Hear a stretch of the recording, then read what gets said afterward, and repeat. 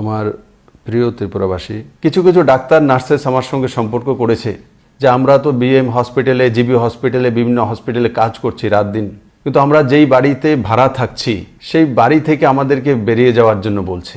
আমি সবাইকে নিবেদন করব, কোনো ডাক্তার, নার্স বা হসপিটালের স্টাফ বা মেডিকেল স্টাফকে যদি আপনার বাড়িতে রেন্টে রয়েছে তো তাকে বাড়ি থেকে তাড়া না করা।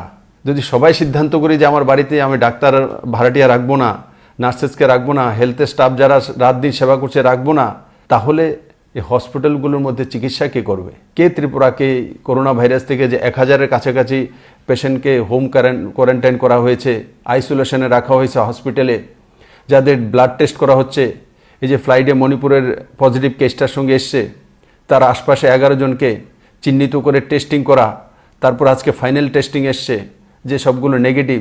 যদি আপনি বাড়ি থেকে বের করে দেন তাহলে টেস্ট কে করবে? ওরা নিজের জীবনের ঝুঁকি নিয়ে প্রাণ বাঁচানোর কাজ করছেন। তো এই সময়ে ওনাদেরকে বাড়ি থেকে বের করে দেওয়া এটা কোনো রাস্তা নয়। ওরা অলরেডি সেফ, তাদেরকে সেই ব্যবস্থা করেই সরকার কাজে লাগাচ্ছেন। আমি আপনাদেরকে বলি, এই ধরনের যদি কমপ্লেন কোনো জায়গা থেকে আসে আর কোনো ডাক্তার, নার্সেস, স্টাফ যদি দেয় তাহলে সরকার তার উপরে আইন অনুসারে ব্যবস্থা নেবে। কারণ এপিডেমিক ডিজিজ অ্যাক্ট লাগু আছে। দেশের স্বার্থে এবং রাজ্যের স্বার্থে, জনতার স্বার্থে সরকার যে কোনো স্টেপ তার জন্য নেবে। আপনাদেরও সুরক্ষার ব্যবস্থা সরকারের কাছে রয়েছে।